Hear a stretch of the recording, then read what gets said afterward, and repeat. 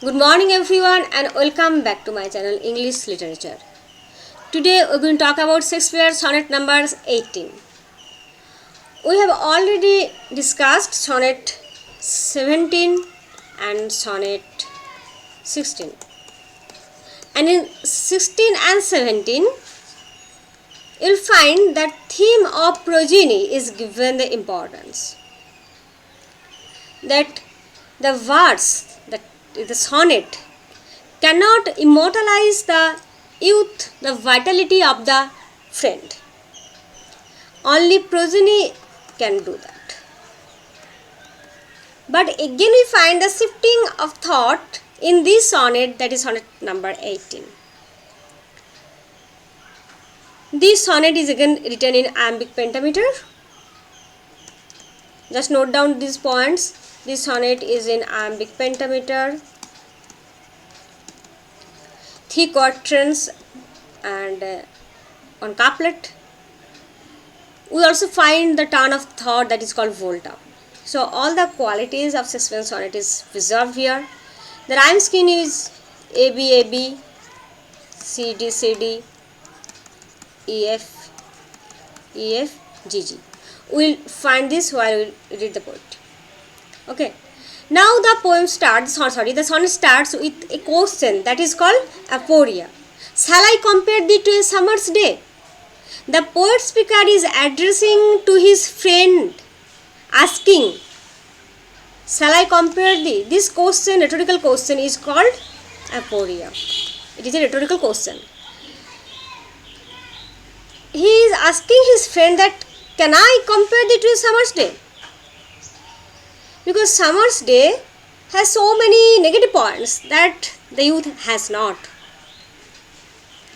So how can he compare him to the summer's day? Here summer's day refers not only a particular day of summer, it refers to the sunny weather or the summer season, you can say.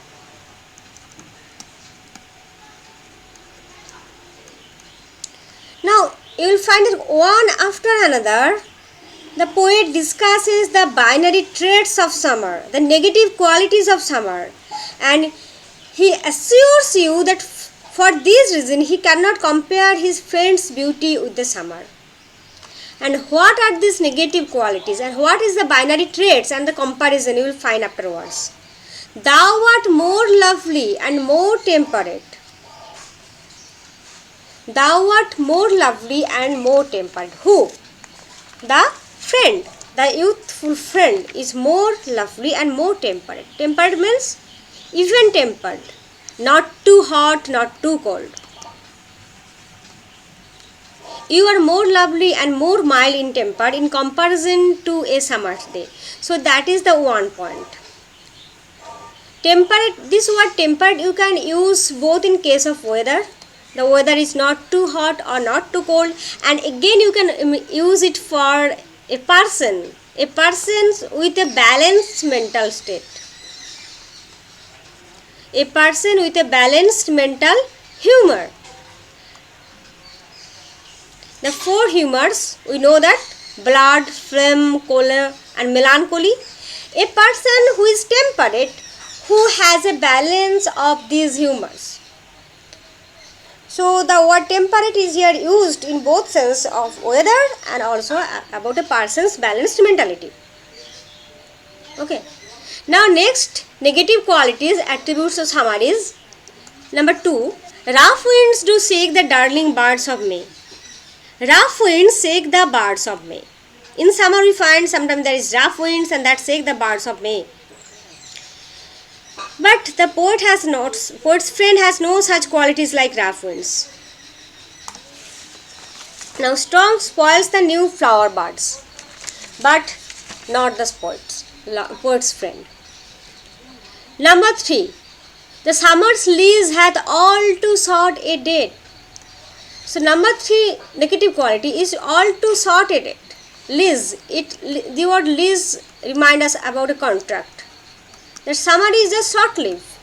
Contract, tenancy, tenure. The word lease have these types of meaning, And summer's lease, that summer's contract, or summer tenancy, or summer's tenure, it is very short lived. Summer is followed by autumn. So even if you fall in love with summer, you must remember that summer is a ephemeral time, very short term. Summer is here is for very short term, temporary and brief tenancy. But his friend's beauty is everlasting. In comparison, his friend's beauty is everlasting. So the poet asks, shall I compare thee to a summer's day? And then he one after another argues in favor that why he cannot compare. What are the points in which respect he cannot compare the young man with a summer? Now, sometime too hot, the eye of heaven shines. Eye of heaven, it means sun. Sometimes sun is too hot. Here, sun as an eye of heaven. Heaven is as if heaven is a person. Heaven is personified, and again, heaven's eye is sun. So, sun is also here personified. They both are personified. Sometimes sun is too hot, and often is his gold complexion dimmed. Whose gold complexion? Sun has a gold complexion. This is sun, here is a gold complexion, and his means here sun's. Sun's gold complexions means bright color,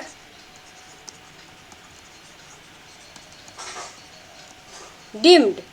Dimmed means become cloudy. Sun's bright color become cloudy. So sometimes it is too hot, sometimes too hot, and sometimes too cloudy. And every fair, so from these are the negative qualities. And now he is telling that every fair from his fair sometimes decline. Every fair, here we find the F sound, alliteration.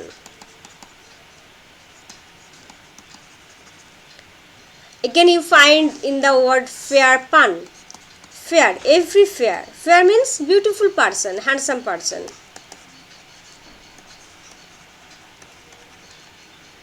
Again fair means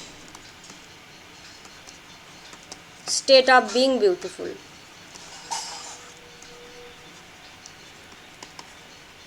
One refers to person and one refers to the state. So every fair, so means every beautiful person from fair, from that state of being fair, that state of being beautiful, declines, dwindles, decreased. Everything that is fair loses its beauty. So this line means everything that is fair loses its beauty. Decline means suns, you can say that its sun is setting, so it also declines. Destroy.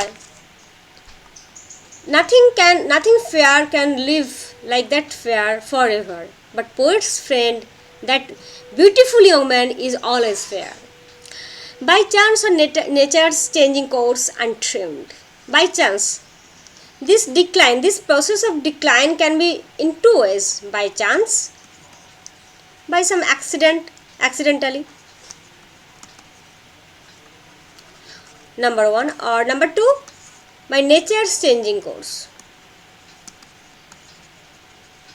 So how this fairness decline? This fairness decline by two ways. By chance, that means accidentally. Or number two, nature's changing course. Nature's changing course means changing habit of nature.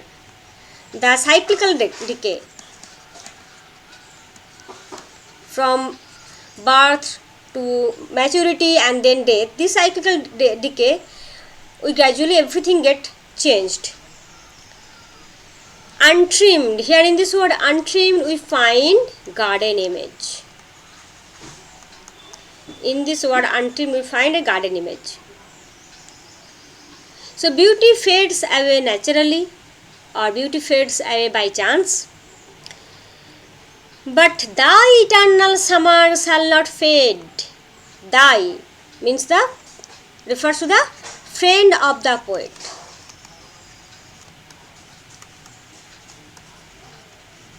eternal summer. This summer is eternal. This summer is not like that summer which is transitory, which is whimsical, which is bad temper, etc., etc., etc. That summer is not like this summer. This is eternal summer. So here is in this poem we will find two types of summer. Summer of friend, that is his friend's beauty, friend's fairness, friend's beauty, and summer season. So summer season versus summer of the friend is compared here. Though the real summer changes, but the youth summer never changes. Okay. Nor lose possession of that fair thou owest. Owest means ownst, means own. You are the owner of eternal beauty.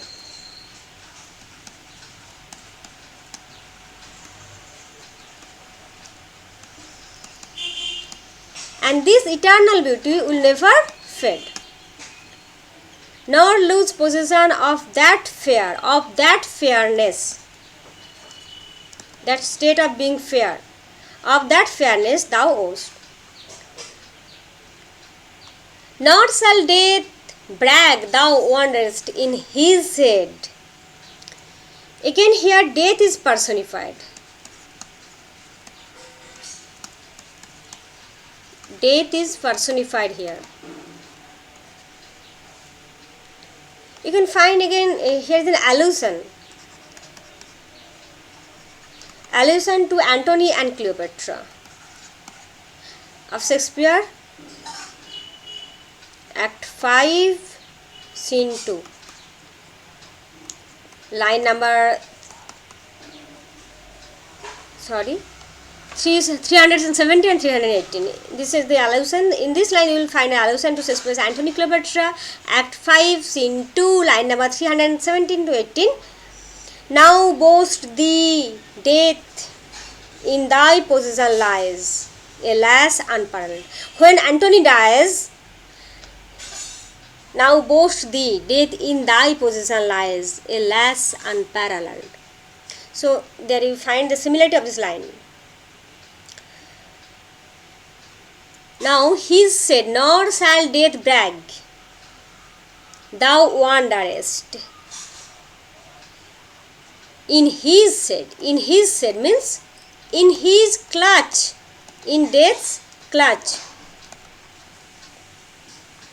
When in eternal lines to time thou growest. So time cannot boast, the time has taken you. Time cannot boast that. When in eternal lines to time thou growest. Here you are going to find tree image. As tree grows, so also. Eternal lines means the lines of verse. The lines of verse will immortalize the poet word speaker's friend. So long as man can breathe and our eyes can see, so long live this, and this gives life to thee.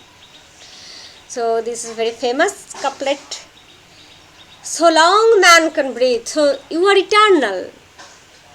So long human civilization is here, so long live this, so long you will be here, and so long my verse will be here, and my verse will give life to thee. So now you can find this rhyme scheme. Shall I compare thee to a summer day? A. Day, you are more temperate. B. Day and May, similarity of rhyme. A, B, A. Date, temperate. So, B, B. Science, C. Dimmed, D. Again, declines, C. Untrimmed, D. C, D, C, D. Now, fed, E. Oast, F. E, F.